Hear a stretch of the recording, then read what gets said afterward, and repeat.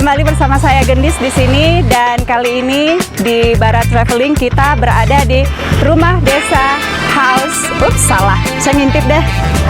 Rumah Desa Balinese House and Cooking Studio.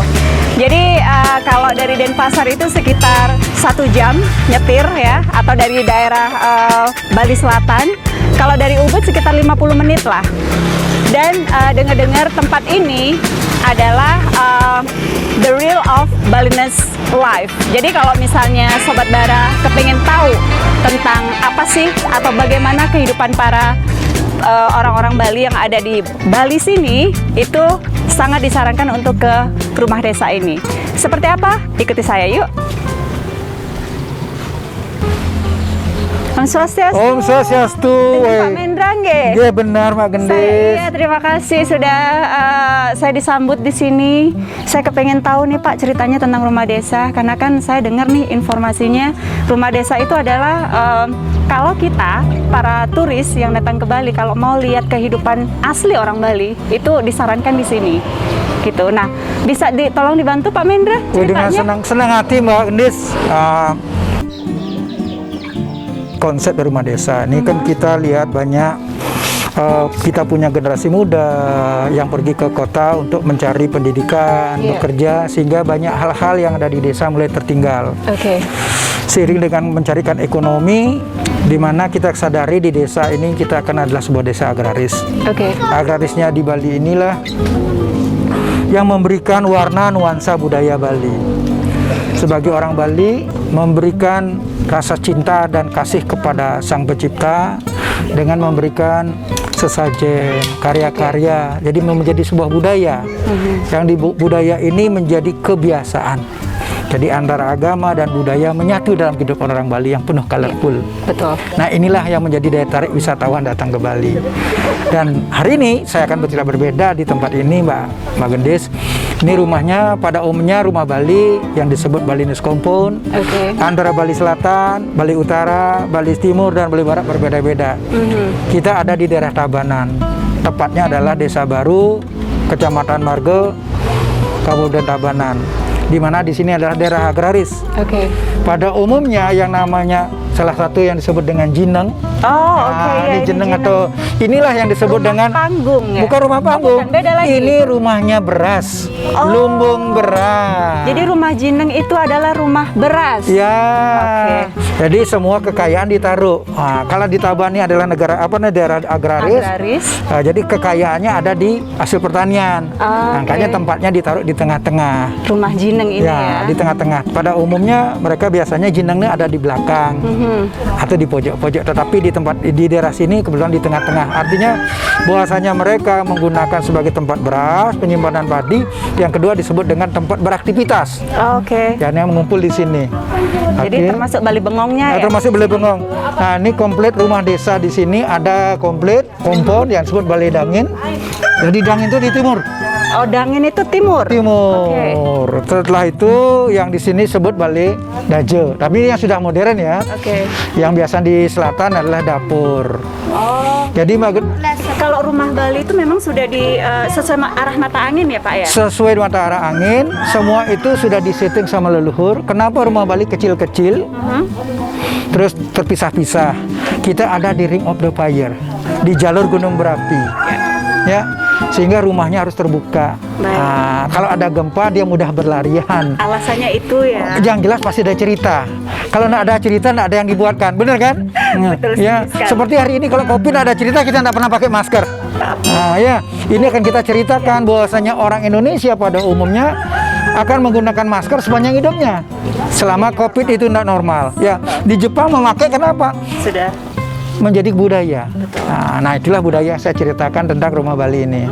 Bali Dangin, di mana si kakek, kayak si kakek di pojok.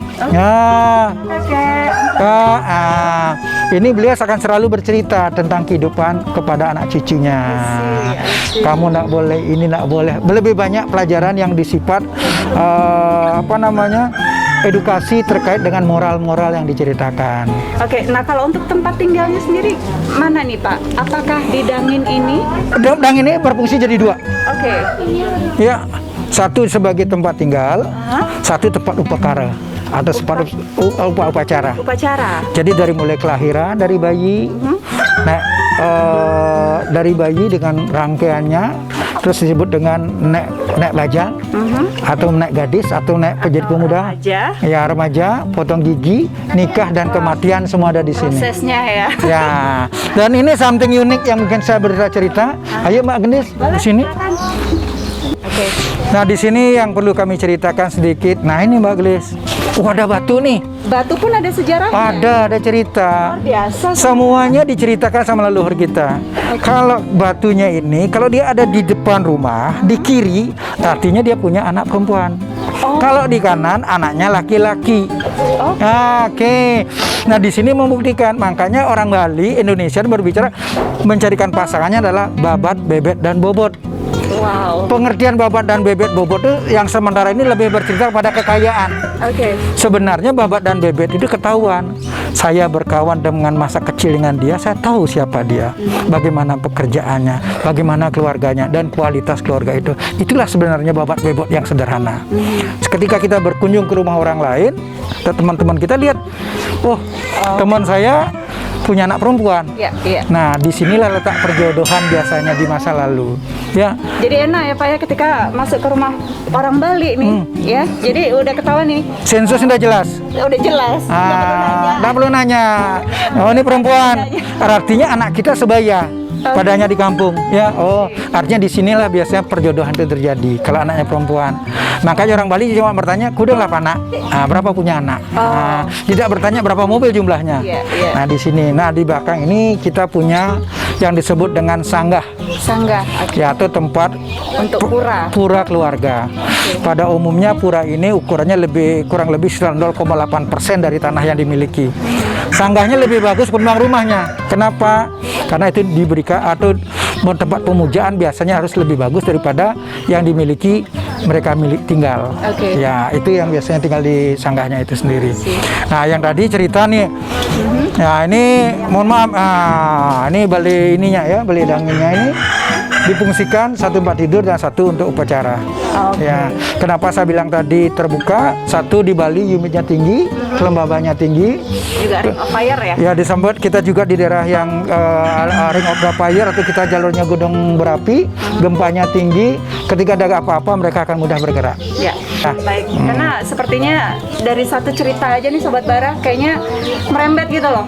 Jadi makanya filosofinya pasti ada ya Pak ya? Pasti. Kenapa makanya rumah Bali itu dibentuknya seperti ini, seperti apa? Nah, Pak Mandre inilah yang menceritakan. Jadi saya juga sebagai pendatang nih Pak di sini jadi terbuka. Oh begini ceritanya rumah Bali. Sebenarnya di Bali ini lebih banyak diberikan filosofi kehidupan. Ya, kami di sini sedikit sekali ada tulisan-tulisan. Jadi diberikan suatu pesan sehingga anak-anak bisa nangkap. Kalau anak-anak artinya keturunan atau generasinya mampu menangkap, tidak hanya membaca saja tetapi mengangkat sinyal-sinyal. Karena sinyal itu diberikan berupa tanda-tanda. Inilah kehebatan generik daripada manusia Indonesia. Betul. Ya. Bisa membaca sign.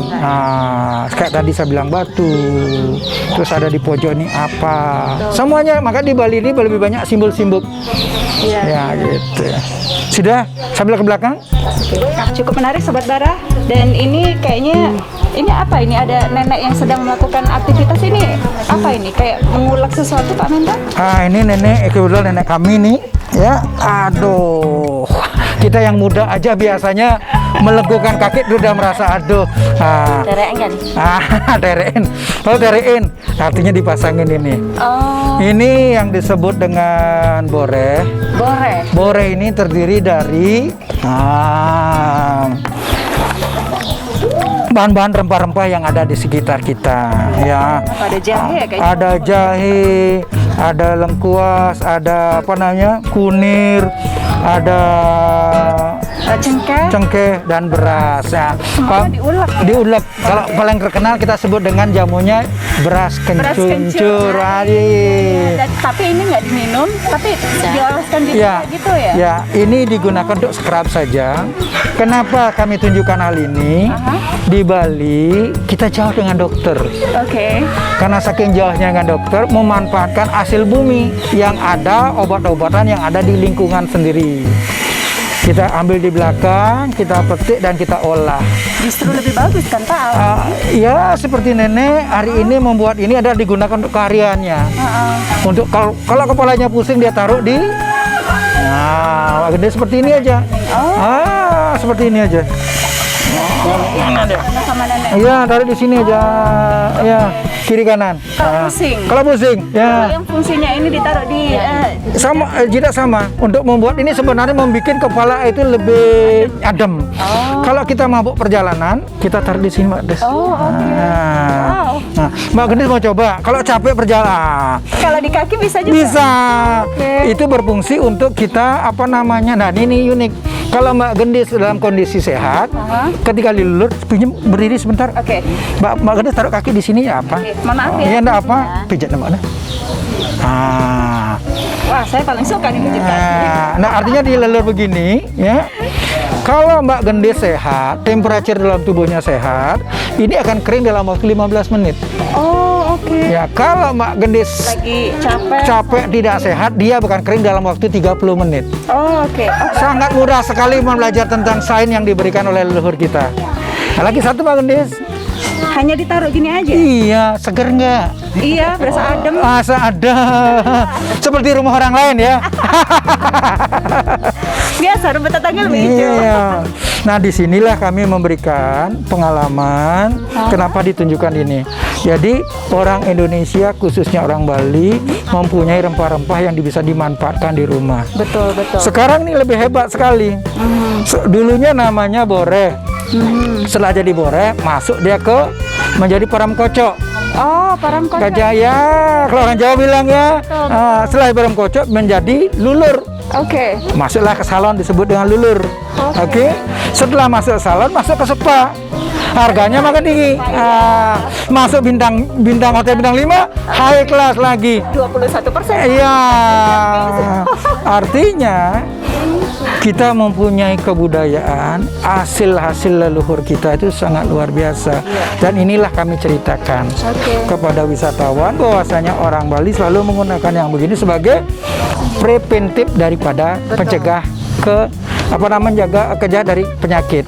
Karena ada hangat-hangat, dia tentu dengan sendiri akan menolak menolak dari nyamuk. Kedua, ya angin dan semuanya, ya seperti ini. Ya, enak. Ternyata ini udah mulai kering belum? Sebentar aja kelihatan dia udah mutih. Nih, permisi. Sebentar aja kelihatan. Kita sehat dong. Sehat. Terima kasih. Dan di sini pada umumnya orang Bali punya living room.